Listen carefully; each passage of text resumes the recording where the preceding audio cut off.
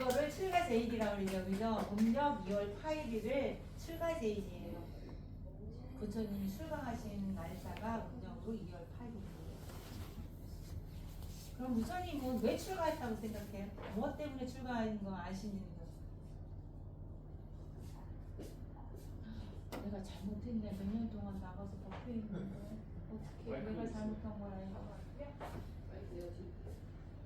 아 마이크? 네. 그래 녹화가 안 될 것 같지?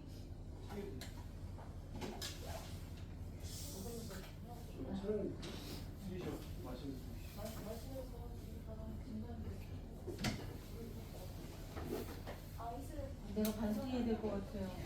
다 아는데 일부 대답을 안 해요. 아 그래요? 네, 다 알고 있는데. 그럼 다행인데 다 알고 계실까요? 부처님이 뭐 때문에 출가하셨을까요? 중간에 어느 속에다 넣어줘. 여기다 갖다 줘요. 먹으면서 듣게.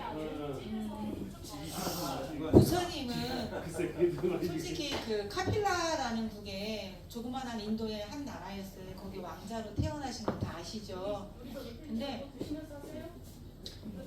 왕자로 태어나서 모든 부귀 영화와 모든 즐거움과 모든 행락을 다 향락을 누릴 수 있는 그런 위치에 있었는데도 왜 출가를 하셨을까요? 출가제를 맞이해서 한번 잠깐 그럼 그거에 대해서 알아볼까요? 부처님이 태어나셔가지고 5일째 되는 날 그 수도다라, 그러니까 지금 우리가 알고는 전반왕이라 그랬죠. 전반왕이라고 아빠 이름은 수도다라 왕이 이렇게 많은 8,800명의 그 바라본들을 초청해서 귀한 음식을 대접하고 이렇게 잔치를 벌여요. 그 중에서 최고 그 3배다라든지 6배다를 다 통달하신 그런 선인들을 모셔다가 왕자의 얼굴을 상호를 보여주고 그러니까 미래를 점치게 하는 그런 이게 하는 게 명명식이라는 게 있었나 봐요. 근데 그 8분 중에 7분이 똑같이 이렇게 딱 손가락 2개를 뻗치고서 예언을 하게 된 게 어떤 내용이냐면 이분이 왕이 되면 훌륭한 전륜성왕이 된다고. 그렇지만 왕이 되지 않고 집이 있는 곳에서 집이 없는 곳으로 출가를 하게 되면 이 세상에 이롭게 하는 훌륭한 부처님이 되실 거라고 말씀을 하세요. 근데 그 중에 한 분만이 딱 손을 들어 한 가지 손을 드는 거예요. 손가락 하나를 보이면서 뭐라고 했냐면 이분은 절대로 전륜성왕 세속의 전륜성왕으로 머물지 않을 거라고.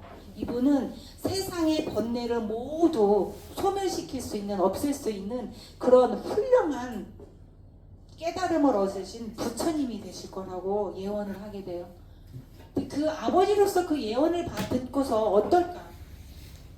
그때부터 대신을 모여서 상의를 해요. 도대체 어린 왕자가 어떤 모습을 보고 집이 있는 곳에서 집이 없는 곳으로 출가를 하게 될까라고 물어보게 돼요. 그러니까 어떤 모습이냐면 늙고 병들고 죽어가는 사람과 수행자를 보게 되면 아무래도 출가하려고 마음을 먹지 않을까요? 라는 말이 나왔어요. 그다음부터는 그 왕이 그 왕자를 키우는 데 있어서 나이 든 사람들은 절대로 그 왕자 앞에 눈에 띄게 하지 않았어요. 다 예쁘고 멋있고 예쁜 옷만 입히고 좋은 것만 먹이고 이렇게 해서 키운 거야. 왜? 사색을 못하게 하려고, 출가를 못하게 하려고. 그래서 거기에 보면은 여름에 안거할 수 있는 궁전도 따로 지어주고 겨울에 안거할 수 있는 궁전도 따로 지어줬대. 그래서 그 왕자가 스타타 체자 왕자의 궁은 3개였었어요. 그 조만한 나라에서도. 왜? 즐거움만 생각하고 향락에만 빠져있게 하고 싶어서. 왜? 출가를 막기 위해서. 그런데도 전생에부터 이어오는 수행력이 있기 때문에 사색하는 그것까지 막을 수가 없었나 봐요. 그분이 그 농경제라고 그런 큰 행사가 있는데 뭐냐면은 왜 이렇게 씨앗을 파종할 때 되고 파종 시기가 되잖아요. 그때 그때 이제 농경제 행사를 해요. 그래서 왕과 대신들이 같이 가가지고 쟁기에 내고 이제 소로 끌어서 이제 밭을 일구는 그런 큰 행사를, 풍년을 기원하는 제를 지내는 행사가 있었는데, 거기에서 이렇게 가다 보니까 쟁기를 이렇게 쟁기로 땅을 파다 보니까 벌레가 나오잖아요. 지렁이도 나오고 군뱅이도 나오고 막 이런 게 나오는데, 그런 게 막 쟁기에 의해서 막 끊겨지고 이렇게 나오는데, 그런 것들을 하늘에서 공중에서 날아다니는 새가 딱딱 찍어서 막 쪼아 먹는 거야. 그거를 보고 왜 군뱅이들은 쟁기에 의해서 끄집어내야 되고 죽임을 당해야 되고, 새가 쪼아먹고 죽임을 당해야 되고, 새는 왜 죽여야 되는지, 이런 고통들이 뭐고, 또 먼지를 뒤집어쓰고 땀을 뻘뻘 흘리면서 소를 매질을 하면서 쟁기질을 하는 그 농인을 보고 왜 저 사람은 저럴 수밖에 없는지, 이런 거에 대해서 궁금증을 갖게 돼요. 거기에 대해서 또 사색을 하게 돼요. 거기에서 또 한 번 더 농경제에 가서 어떤 일이 있었냐면, 다들 이렇게 그 삼엄하게 그런 사색을 못하게 하다 보니까 다 그 농경제 하는 거를 구경하러 가고서 자기를 감시하는 사람이 아무도 없다 보니까, 거기에서 가부좌를 들고 자기 호흡을 관찰하는, 우리 수식관 했었죠. 호흡. 신수신법 4년처 중에 호흡 수식관 있잖아요. 숨이 들어가고 나가는 것만 관찰하다가 보니까 마음의 관찰까지 되고, 그게 선정이 들게 돼 있는 거예요. 삼매에 들게 돼요. 그게 처음으로 부처님께서 삼매에 든 초선정에 든 이제 일화라고 얘기가 돼 있어요. 그러면서 사색에 잠기는 일이 더 이제 많아졌던 거지. 그리고 또 궁예로 돌아왔을 때 밤에 젊은 사람들이 다 그 왕족들이 같이, 그런 시녀들이나 그 유희 여자들이 같이 술 먹고 놀고 마시고 이런 것까지는 되게 예쁘고 좋았는데, 아침에 일어나니까 막 널브러지고, 우리 술 채가지고 왜 이렇게 비틀비틀거리고 막 술 취해서 막 토해놓고 막 이런 것들 많이 보잖아요. 자기 막 토한 거에 얼굴 받고 자는 사람의 옷은 다 헤어지고 이렇게 풀어헤쳐놓고, 다른 사람 몸에 다리를 걸친 사람에 막 이렇게 보니까, 또 화장은 다 지워놓고, 원래 그 16세의 그 시탈테체자의 사진을 보면 화장을 시켜놓으면 되게 예뻐요. 되게 잘생겼어요. 그런 모습들이 아침에 이제 술로 인해서 막 망가진 모습을 보고서 거기서 너무 많은 거를 실망하게 되고, 거기서 또 한 번에 느끼게 돼요. 잠깐의 그런 우리 불교에서는 그거를 감각적인 쾌락이라고 그래요. 그런 우리가 세상에서 즐길 수 있는 거, 뭐 먹고 싶은 거 먹으러 가고, 보고 싶은 거 보러 가고, 놀러 가고 싶은 거 놀러 가고, 이런 거를 다 감각적인 쾌락이라고, 즐거움이라고 표현을 하는데, 그런 감각적인 즐거움 또한 사람이 죽고 늙고 병들고 죽는 거에 대해서는 아무런 도움이 안 된다는 거, 이것이 영원토록 즐거움이 아니라는 거를 느끼게 돼요. 또 한 번에. 그래서 그런 계기로 이 궁전에 있으면 도대체 왜 늙고, 태어난 사람은 왜 늙어가고 병들어가고 죽어가는지가 이유를 모를 것 같아서, 도대체 태어난 자는 왜 태어나며, 왜 늙고 병들고 죽고, 이 사람들에게 이 존재하는 이 존재들이 왜 괴로움을 느끼면서 살아가는지, 이 괴로움을 없앨 수 있는 방법이 무엇일까, 이거를 고민하시다가 여기서는 해결이 안 될 것 같아서 그래서 출가를 하신 거예요. 그 출가를 하다 보니까 그때 인도의 그런 그 수정주의라고 그러죠. 그러니까 정을 닦는다는, 그러니까 고요한 삼매를 닦는 걸 목표로 하는 수행자들이 많았던 거예요. 막 이렇게 요가를 한다든지, 뭐 극한 막 이렇게 고통을 주는 거 있잖아요. 막 못을 거꾸로 박아서 거기서 누워서 잔다든지, 거기를 밟고 올라가서 걷는다든지, 가시밭길을 걷는다든지, 아니면은 막 며칠을 굶는다든지, 한 자세로 오래 있어가지고 고통을 넘긴다든지, 막 이런 거 있잖아요. 왜 그걸 뭐라 그러지? 왜 고통에서 느끼는 희열감을 뭐라 그러죠? 거기 뭐라고 전문 용어라고 까먹었다.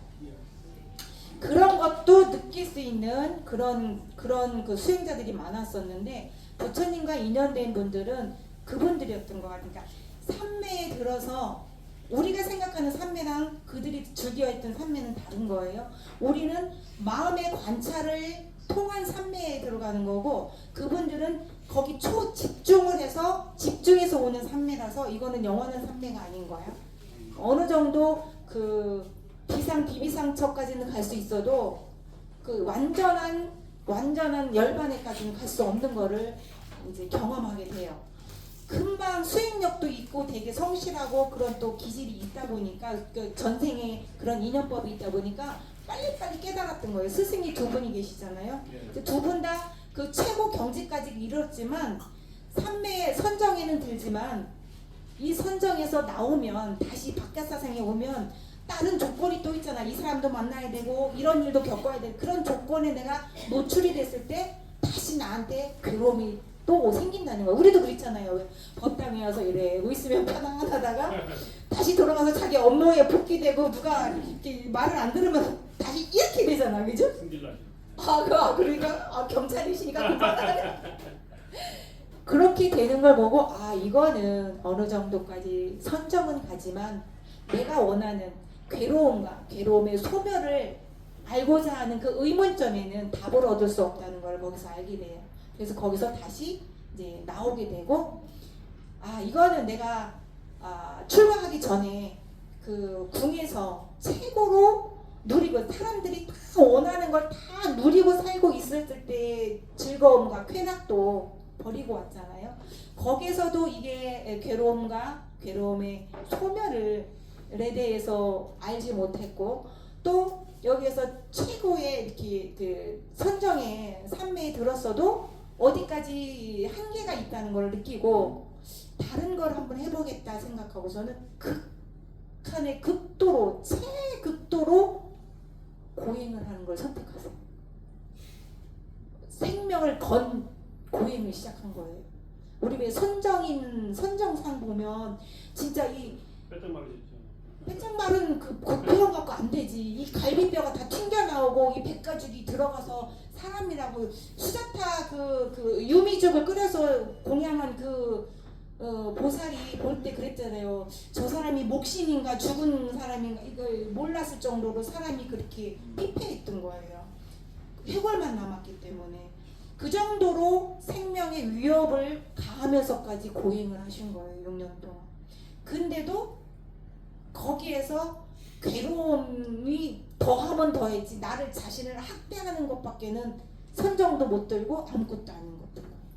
그래서 최고의 선정에 들어서 즐거움도 맛봤고 또 극한의 고행을 해서 해봤지만 이것 갖고는 괴로움이 뭔지도 괴로움이 소멸하는 그 방법도 모르는 거라고 거기서 알기 때문에 그걸 딱 접게 돼요. 근데 그때 당시 인도의 그 문화는 그런 그런 고행을 멈추면 사도라고 그랬어요. 그러니까 수행자가 아니라고 이렇게 비판을 했던 거야. 그래서 나중에 깨닫고 나서 그 오비구를 찾아가서 법문을 해주려고 했는데도 아는 척하지 말자고 일어나지 말고 반기지 말자고 했던 것도 거기서 나온 유래예요. 그들의 관념이었으니까, 그들 문화였으니까. 그래서 일어나서 이것 갖고는 도대체 내가 의문을 가진 걸 푸는 거를 해결할 수 없겠다 싶어가지고 이제 다 그만두고 나오게 돼요. 거기서 새로운 방법을 한번 내가 찾아봐야 되겠다 했을 때 생각났던 게 어떤 거야? 아까 뭐라고 그랬어요? 농경제에 가서 뭐를 한번 들어갔었다 그랬어? 초선정에 들어갔었다 그랬었잖아요. 그죠? 그거는 단지 나를 학대한 것도 아니고 극한에 고행한 것도 아니고 즐거움을 쾌락을 탐한 것도 아닌데 단지 숨을 들이셨다 내쉬는 거를 관했을 뿐인데 되게 고요하고 편안하고 즐겁고 행복하고 안락함을 온화한 걸 느꼈거든요. 선정이 들어서 그같이 말로 표현할 수 없는 그 같은 경지에 한번 들어갔었거든요. 그게 생각나신 거예요. 혹시 그 선정에 들어가서 그 방법을 활용하고 이용해서 내가 알고자 하는 고통이 무엇인지 고통을 소멸하는 방법이 무엇인지를 알 수 있지 않을까라는 생각이 멈추게 된 거예요. 거기. 그래서 그때부터는 호흡 관찰을 시작한 거예요. 선정에 들어가는 거예요. 그래서 선정에 호흡을 관찰하다 보면 호흡만 관찰해서는 집중만 되는 거야. 여기 우리 그 요즘에 이렇게 가족 단위로도 많이 오고 이렇게 개별적으로 오시지만 그 호흡 수행을 이제 배우러 오시는 분들이 계세요. 그런 분들이 이제 학생이 있는 집은 집중이 잘 되고 공부를 잘하고 이제 이런 법문도 잠깐 하지만 그거를 호흡 관찰하는 거를 가르쳐 드리는데 그것만 해서는 아까 얘기했던 것처럼 선정밖에 안 들어가는 거 어느 단계까지밖에 못 가는 거야. 근데 호흡을 관찰하면서 내 마음의 관찰, 신수신법까지 가야 되는 거야. 사념처까지 가야 되는 거야. 마음의 관찰까지 갔을 때 사선정까지 가고 비비상처까지 갔을 때 그 삼매에서 깨어나도 맑은 정신으로 집중된 정신으로 나를 모든 거를 통찰할 수 있는 거야. 어떤 일을 보던 어떤 일과 마주쳤을 때 바르게 볼 수 있는 정견이 생기는 걸 알았어요. 그래서 그때부터는 그 선정에 들기 시작을 하신 거예요. 근데 깊게 선정을 들고 깨어나서 다시 통찰을 관찰하고 또 선정에 들다 또 나와서 관찰하다 보니까 고통이 왜 생기는지를 알았어. 왜? 우리는 행복이 영원하고 이 건강이 너는 20대 이거 계속 20대 유지하고 싶어. 우리 20대 가고 싶다면 돈 얼마나 내겠어요? 돈 없어요. 돈이 없어요? 만약에 20대로 간다. 돈을 얼마 내겠어요? 낼 수 있는 만큼 충분히 낼 거야. 그죠? 봐줘야지. 그죠? 적은 돈으로 안 되기 때문에 그치. 낼수 있는 돈이 없어요. 아니야. 그것도 생각인 거야. 정말로 그걸 아신 거예요.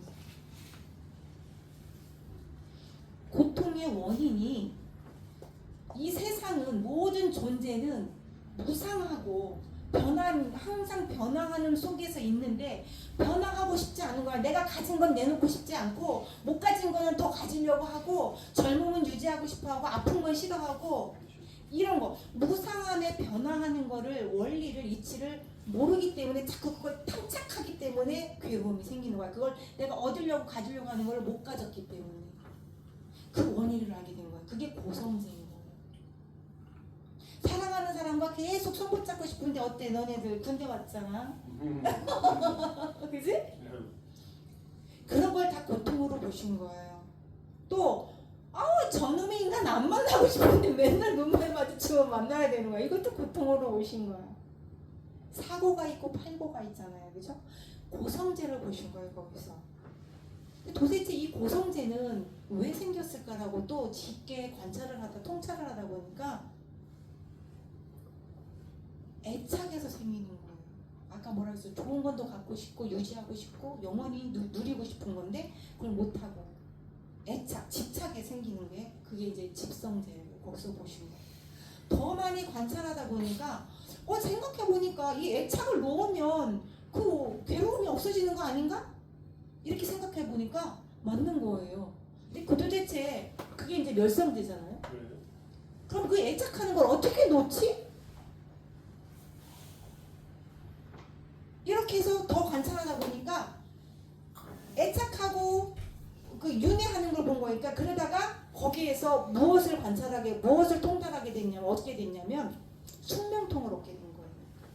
도대체 이 존재라는 이 존재는 존재하는 것들은 한번 태어난 이 존재들은 지금 현재만 있었을까? 과거에도 있을까? 아니면 미래에도 있을까가 궁금했던 거예요.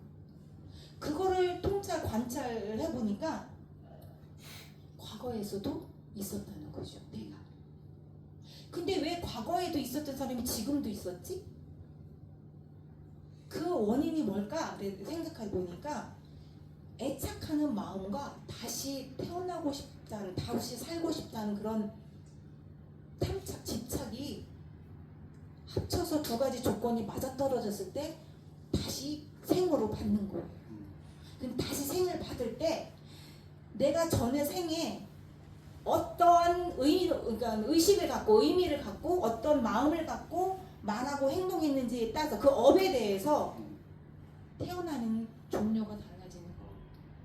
업과에 의해서 생을 다시 받는 거예요. 그걸 윤회라고 하는 거잖아요. 그죠? 그게 인연법이잖아요. 그죠? 네. 거기에서 모든 그 사성제 안하는 그래서 무상과 무아와 또 인연법과 중도가 다 들어있는 내용인 거예요. 사성제가. 그래서 야 이거를 애착하는 마음, 탐착하는 마음, 집착하는 마음을 없애는 방법을 거기서 보게 됐어요. 거기서 이 방법을 없애는 방법 중에 최고 첫 번째 오는 게 뭐예요? 우리 팔정도의 중에서 첫 번째로 오는 게 뭐야? 정견이에요. 바르게 보는 거. 무엇을 바르게 보느냐?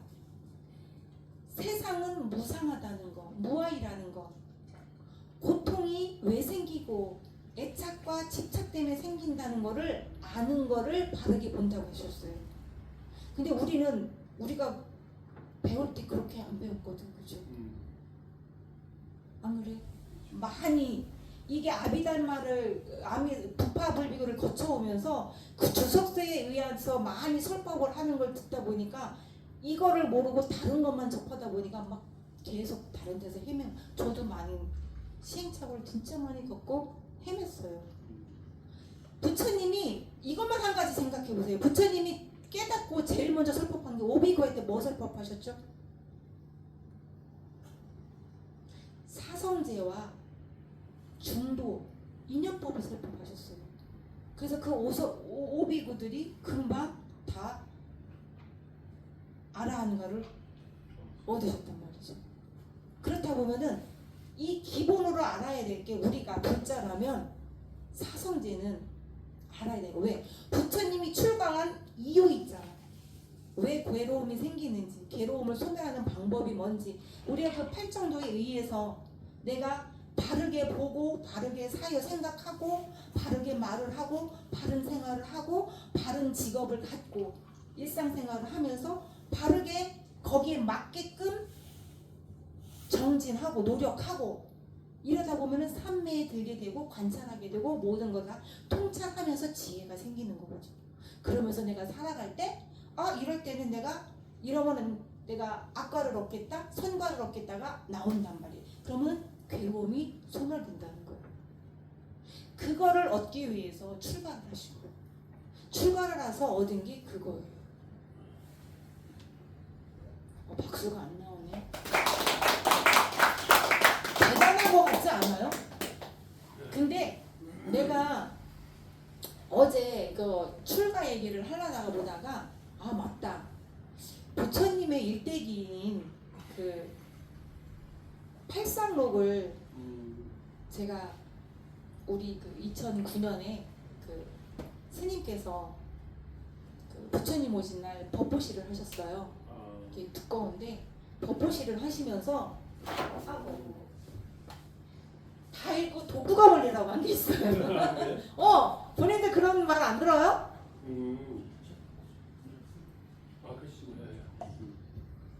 우리 왜 팔상전은 혹시 가보셨어요? 저 법주사에 있는 팔상전, 팔상도가 걸려 있는 팔상전 안 가보셨어요?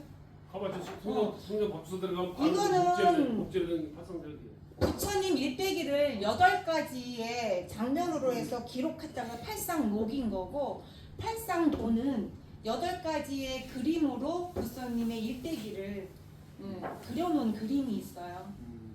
8가지만 이해하고. 네. 이거를 보다 보니까 제가 이 책을 읽으면서 무지 많이 울었었거든요. 정말로 눈물이 확 그때 그분들의 마음이 확 와닿으면서 많이 울었었거든요. 근데 어제도 잠깐 막 훑어보는데 내가 막 울고 있는데 상태가 들어왔어요.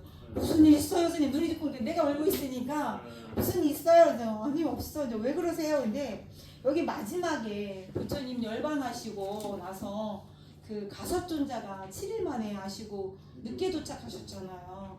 근데 벌써 그 관 안에 시신을 모신 상태라서 불을 붙이려고 했는데 불이 안 붙었었잖아요. 가섭존자가 오시고 나서 불이 붙었었잖아요. 그때 막 가섭존자가 울면서 그 관을 뚜껑을 열어서 마지막 모습을 뵙게 해달라고 했는데 의식을 다 끝났기 때문에 안 열어준다고, 못 연다고 안 하는 존자가 말렸다고. 그러는 바람에 거기서 막 울면서 통곡하면서 얼굴을 못 본 거에 대해서 늦게 도착함에 있어서 막 마음 아파서 통곡하는 장면이 있는데 막 그때 가서천자의 마음이 내한테 다 와닿는 것 같아. 와닿아서 막 어제도 막 울고 있었어요. 그런 때 그런 것들에 대해서 그때 당시에 그분이 느꼈던 그 마음이 정말 느껴져요. 저는 왜 그런지는 모르겠지만 그런 게 동체 대비가 가끔 일어날 때가 있어요. 이거는 시공간은 우리의 의식에 있는 거지 시공간은 없다고 저는 느껴요. 그래서 근데 제가 이거를 읽고 독후감을 쓴 게 있더라고요. 여기 보니까 제가 독후감을 그 인도 보리수 나무잎에다가 써서 드렸거든요. 근데 스님이 맨날 독후감 낸 사람이 하나도 없다고 막 그래. 그래서 내가 손들고 스님 저 독후감 냈는데 그러니까 네가 언제 냈니? 저 저기 뭐지? 그 인도 보리수 나뭇잎에 독후감 써서 냈는데요. 했더니 그게 독후감이니? 네 그랬더니 그거 어째서 했더니 버렸대. 그래서 나는 그거 쓴 거 왜 버렸어요? 근데 나도 내가 여기다 해놨더라고요. 그 내용을. 그때 당시로 쓴 거를 이 굵은 책을 읽고 독후감을 썼는데 뭐라고 썼는지 궁금하지 않으세요? 나도 이거 읽고서 내가 또 내가 좀 대견하게 걸 알아요. 네, 한번 읽어주시죠.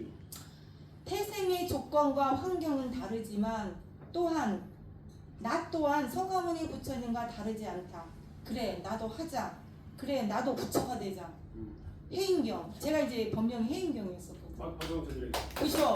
대단한 거 같지 않아요? 이게 2009년에 쓴 거고 2011년에 또 한 번 읽고 또 쓴 게 있어요. 비슷해요. 근데 약간은 다르지만 태생의 조건 책 타이틀을 나도 부처가 되자라고 타이틀을 잡고 태생의 조건과 살아온 환경은 다르지만 나 또한 서가모니 부처님과 다르지 않는 본성이 있기에 그저 그 본성을 보려 한다. 이렇게 써 있어요. 이게 두 가지 제가 두 번 읽고 쓰는 그 독후감이더라고요. 그래서 두 번째가 더 깊어지셨는데. 그런 건가요? 그거는 모르겠고 느껴진 대로 이렇게 쓴 거예요. 이 많은 책을 읽고 독후감을 요걸 나뭇잎에 요걸 썼더니 독후감으로 인정을 안 해주신 거예요. 근데 나는 이거 읽고 그거밖에 느낀 게 없어요. 정말로. 이 말을 제가 자랑하려고 하는 게 아니라 부처님이 무엇을 어떻게 어떤 방법으로 삼매에 들고 선정해 두셨고 어떻게 관찰을 해서 사성제를 깨달으셨는지 보셨는지 우리도 부처님은 혼자 가서 큰 많은 고행이나 즐거운 그 극한의 고행까지 다 겪어왔지만 우리는 벌써 그분의 행적을 알기 때문에 그거 다 필요 없잖아. 부처님이 깨달으시고 하신 것만 방법만 찾아서 우리가 하면 되는 거예요. 너무 간단한 거야. 그거를 우리가 해야 되는 거예요. 그걸 하자고 우리도 같이 부처님의 발자국에 따라서 우리도 한번 가보자고 제가 말씀을 드리고 싶어서 이 얘기를 한 거예요. 오늘의 우리 스님 법문 주제는 우리도 부처가 되자 그러다가 당연하죠. 하고 마무리 짓도록. 알겠습니다. 네. 감사합니다. 감사합니다. 여기까지 와주셔서 고맙습니다. 네. 그리고 내가 아까 선물 준다 그랬잖아, 그지? 네. 그리고 또 한 가지 여기 저쪽으로 들어왔죠, 다. 네. 저쪽 문 바깥에 무엇이 써 있을까요? 아는 사람 선물 줄게. 관심력 뛰어나다고 알겠는데 밖에 나왔어 있던데. 문 밖에. 당기세요. 뭐래? 당기세요요. 당기세요. 네. 당기세요. 몰랐어요. 미세요. 당기세요야. 여기 부처님 탄생계가 써 있어요. 저는 부처님 항상 여러분이 부처님이니까 부처님 탄생계를 다 내 탄생계로 삶의 지표로 삼았으면 해서 부처님 탄생계를 써놨습니다. 그거에 대해서는 제가 다음에 설명을 해드리겠습니다. 감사합니다.